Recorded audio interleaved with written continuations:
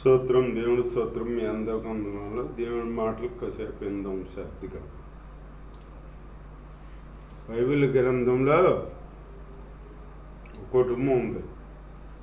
ఆ కుటుంబం యజమానుడు ఎల్కానా, పేరు ఎల్కానా. ఆయనకి ఇద్దరు భార్యలు అన్నమాట. ఇద్దరు భార్యలు. ఓ భార్య అన్న, ఓ భార్య పెన్నీనా. పెన్నీనా రెండో భార్య, పెద్ద భార్య అన్న. అయితే ఏమైంది,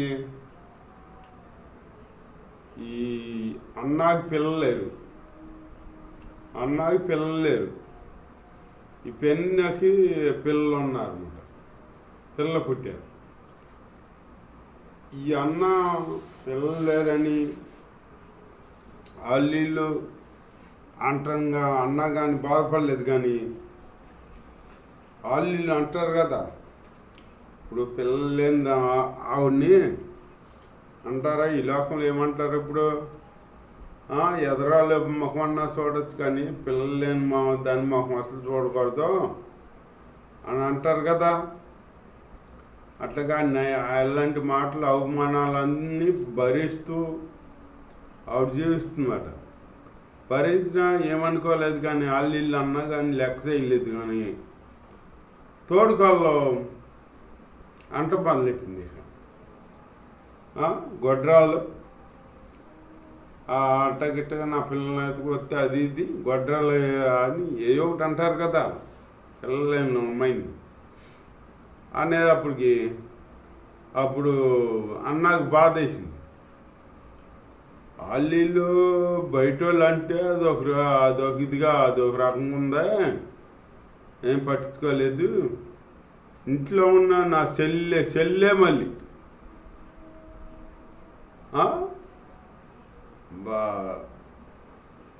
సొగుతైనా కానీ సెల్లే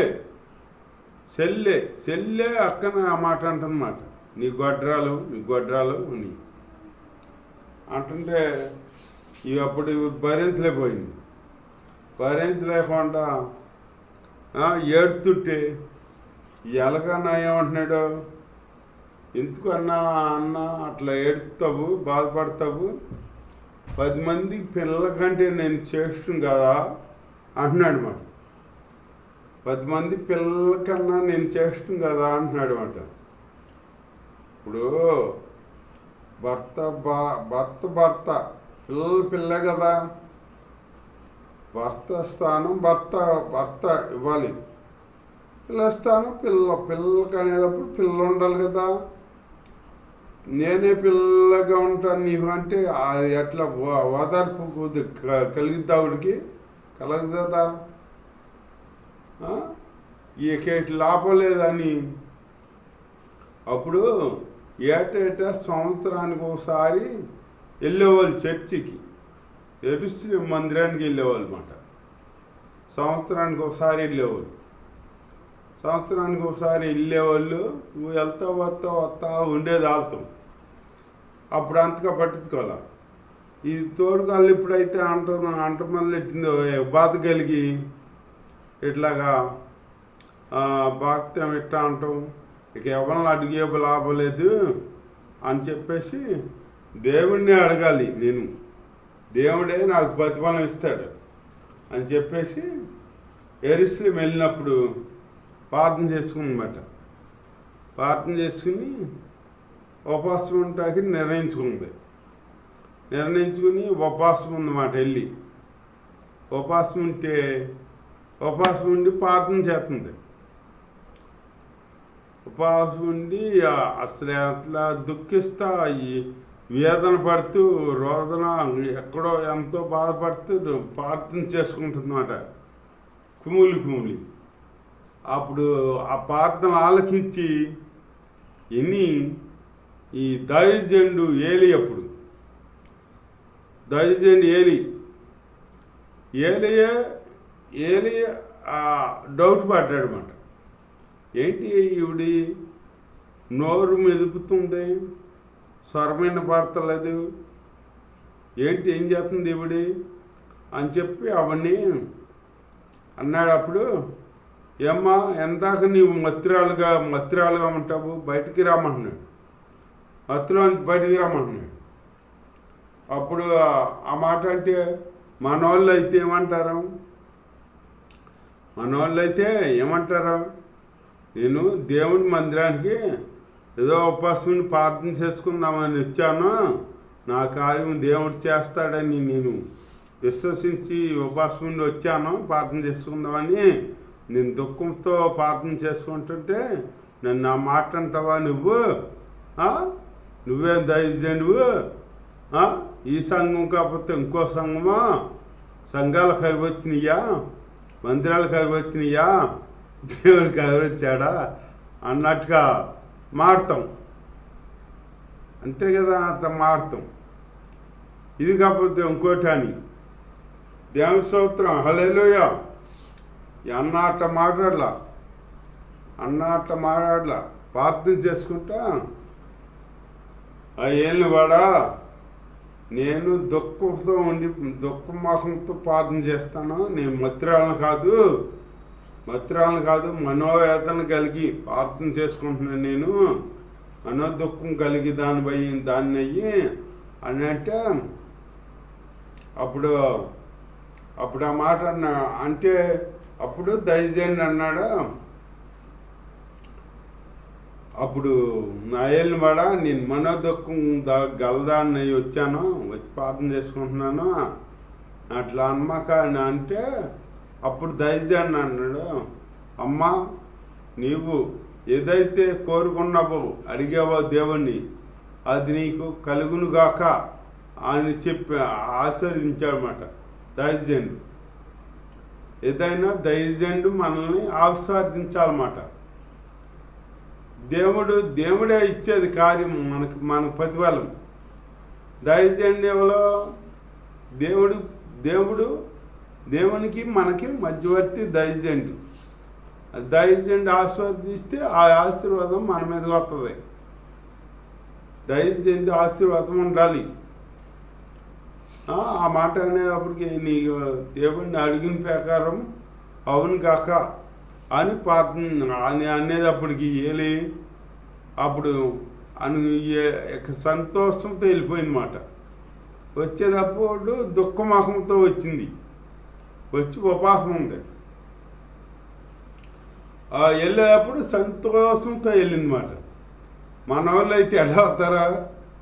ఉపాసం ఉండాలంటే ఇప్పుడు ఉపాసం ఉండాలా? ఇప్పుడు ఎట్లా వస్తారో ఉపవాసం ఉండాలా? అమ్మ ఉపవాసం ఉంటామా అన్నట్టుగా చెప్పి మెల్లిగా నీరసంగా వస్తారు.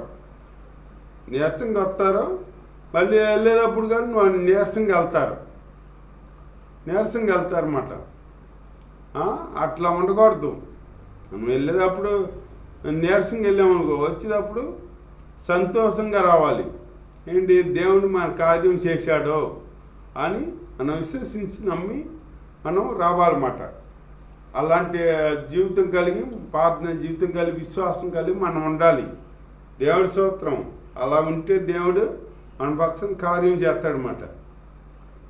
చేస్తాడు.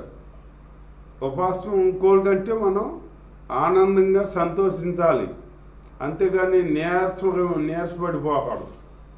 ఉపవాసం ఉంటే ఉపవాస ప్రార్థన ఏంటి అది? ఉపవాసం అంటే ఏంటి?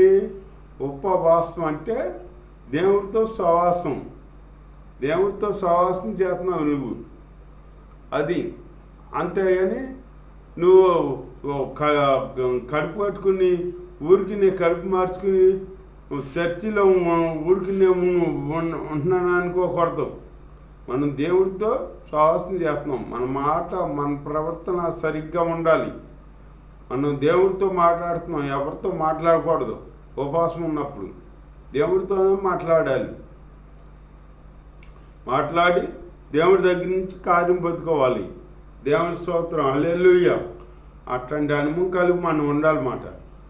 ఈ అన్న సంతోషంగా వెళ్ళిపోయి అప్పటి నుంచి ఇక ఈ నీరసం మనదొక మానేసింది. ఆ బాధపడతా మానేసింది. మానేసి సంతోషంగా ఉంటుంది వాడు. ఎందుకు ఉంటుంది? నా బాధ అంతా నా దేవుడితో చెప్పాను, నా దేవుడు నా బాధ తీసేశాడు, నాకు సంతోషం ఇస్తాడు, నా దేవుడు కలగజేస్తాడు అని నమ్మింది ఆవిడ. నమ్మింది. మనం నమ్ముతామా? మనం వెళ్తున్నాం, చర్చికి వెళ్తున్నాం, దేవుడితో బాధలు చెప్పుకుంటున్నాం. ప్రభు మాకు ఈ బాధలు ఉన్నాయి, ఆ బాధలు ఉన్నాయి, ఈ బాధలు తీర్చి ప్రభా, ఆ బాధలు తీర్చి ప్రభా, కనికరించి ప్రభా, కుప్సు ప్రభా, మా ఎందుకు కనికరపడు, మా బాధల వేదల నుంచి విడుదలిచ్చి మమ్మల్ని కరుణించని ప్రార్థన చేస్తున్నాం. చేసి మళ్ళీ ఏం చేస్తున్నాం? మళ్ళీ ఈ దేవుడు ఇవన్నీ తీసేసాడని మనం విశ్వసించాలి కదా. విశ్వసించాల. మళ్ళీ అవి అడిగి మళ్ళీ అవన్నీ బుధానేసుకుని మళ్ళీ వస్తున్నాం ఇంటికి. మళ్ళీ వస్తున్నాం అన్నమాట. ఏదైతే అక్కడ దింపామో అది మళ్ళీ బుధానేసుకుని మళ్ళీ ఇంటికి వస్తున్నాం అన్నమాట. అట్లాగే మన శ్రమలు మన భుజం మీదే, మన బాధలు మన భుజం మీద వేసుకుని వస్తున్నాం అన్నమాట. మనం అది అట్లాంటిలా దేవుడు నీ సమస్త భారం నా మీద మోపమంటున్నాడు దేవుడు. మన భారం దేవుడి మీద మోపుతమే. మోపి దేవుడే కార్యం చేస్తాడే కాదు. దేవుడికి చెప్పాను నా భారం అంతా ఆయన ఎత్తిచేస్తాడు అని మనం సంతోషంగా ఉండాలి. ఇక అలాంటి విశ్వాసం కలిగి ఉండాలి. మనం విశ్వాసం లేకుండా మనం దేవుడికి ప్రార్థన చేసినా ఫలితం ఉండదు. విశ్వాసం ఉండాలి. ముందు నమ్మాలి. మనం చేసిన ప్రార్థన మనకి దేవుడు కార్యం చేశాడు అని నమ్మాలి. మనం అడిగిన ఎల్లా దేవుడు మనకు అనుగ్రహించాడని మనం నమ్మాలి. అది బైబిల్ తెలియబడుతుంది. అట్లా నమ్మామనుకో దేవుని పక్షాన్ని ఎన్నో కార్యాలు చేస్తాడు. అయ్యే కాదు, ఎన్నో చేస్తాడనమాట. మనం ఒకటి అడిగితే ఆయన 4 ఇస్తాడనమాట. అది రుడిపరిచాడు కదా దేవుడు. సొలొమోను భక్తుడు మందిరం కట్టినప్పుడు ప్రార్థన చేశాడంట. నీకేం కావాలి అని అడిగితే నాకేమొద్దు, ఈ ప్రజలను అందరిని పరిపాలిస్తే నాకు జ్ఞానం దయచేయి, వీళ్ళ మీద రాజుగా ఉంచావు, వీళ్ళందరూ పరిపాలిస్తూ నా వల్ల కాదు, మీ జ్ఞానం నాకు దయచేయండి అని అడిగితే అప్పుడు నువ్వు జ్ఞానమే అడిగావు, శత్రువు ప్యానం అడగలా, నీకు ఆస్తి అంతస్తులు అడగలా, వెండి బంగారం అడగలా, ఏం అడగలేదు కాబట్టి ఆస్తి నువ్వు శత్రువు ప్యానం కాడ అడగలేదు కాబట్టి నువ్వు జ్ఞానం అమ్మని అడిగావు కాబట్టి జ్ఞానం ఇచ్చాను, జ్ఞానంతో కాట ఈ కాడాన్ని ఐశ్వర్యాన్ని నీకు ఇచ్చాను అని చెప్పాడు దేవుడు. అలాగే మనం ఒకటి అడిగితే దేవుడు 4 ఇస్తాడనమాట. మన ఉద్దేశంలో ఉన్నది ఇంత కూతంతమంది అడుగుతాం మనకు దేవుడు అంత ఇవ్వాలనుకుంటాడు. మనమేమో ఎప్పుడు ఇంత ఇచ్చాలు, ఇంత ఇచ్చి కొద్దిగా ఇచ్చాలు, ఏదో చిన్న బండి ఉంటే చాలు, చిన్న కారు ఉంటే చాలు, చిన్న ఇల్లు ఉంటే చాలు, నాకు పెద్ద ఒక్కొక్కలా అని అంటాం మనం. అది కాదు. నీకేది కావాలో అది దేవుడిని అడగాలి, ఖచ్చితంగా అడగాలి. నువ్వు నీ తల్లిని అడుగుతున్నావు, నాకు ఇది కావాలని అడుగుతున్నావా? ఖచ్చితంగా అడుగుతున్నావా? అది అడిగి పొందుకుంటున్నావు కదా, అడిగితే ఇస్తున్నారు కదా. అట్లాగే నువ్వు దేవుడిని అడగాలి, ఖచ్చితంగా అడిగి నాకు ఇది కావాలి అని అడిగావు అనుకో, దేవుడు ఖచ్చితంగా నీకు ఇస్తాడు. దేవుడు తల్లిదండ్రుల కంటే ఎక్కువగా మనల్ని ప్రేమించిన దేవుడు మనకిస్తాడు, హాస్పిటల్ ప్రాంతం చేసే దేవుడు. అలా అడుగుతూ దేవుడి దగ్గర కార్యాలు పొందుకుంటూ దేవుడిలో ఆత్మీయంగా జీవిద్దాం. దేవుడు ఇచ్చిన మాటలు దీవించిన కాక. ఆమెన్. స్తోత్రం. నైనా పరిశుద్ధం మీ అంది ఎలా ఉండాలో, ఎలా వెతగాలో, ఎలా ఆత్మలో ఎదగాలో, ప్రార్థనలో ఎదగాలో, విశ్వాసంలో ఎలా ఉండాలో, భయభక్తులు కలిగి ఉండాలి. తండ్రి మేము ఏం అడిగి పొందుకోవాలో అన్నీ తెలియపరచు మా దేవాన్ని స్తోత్రం. ఆ విధంగా మేము ఉంటాకి సహాయం చేసి మీ బిడ్డలుగా నాయన మమ్మల్ని కాపాడు సహాయం చెప్పినేసినాంలో ప్రార్థన చేస్తాడుకున్నాం. పరమ తండ్రి ఆమె సహాయం చేస్తున్న దేవుని స్తోత్రం చెల్లిస్తాం. పరమ తండ్రి ఆమె తండ్రి నీకు దేవుని ప్రేమ కుమారి నేసుకేసు కృప పరిశుద్ధాత్మ అన్ని శ్వాస ఇక్కడ చేరి నాకు లోకంలో సగల పరిస్థితులు చాలా తోడై నడిపించుగాక ఆమె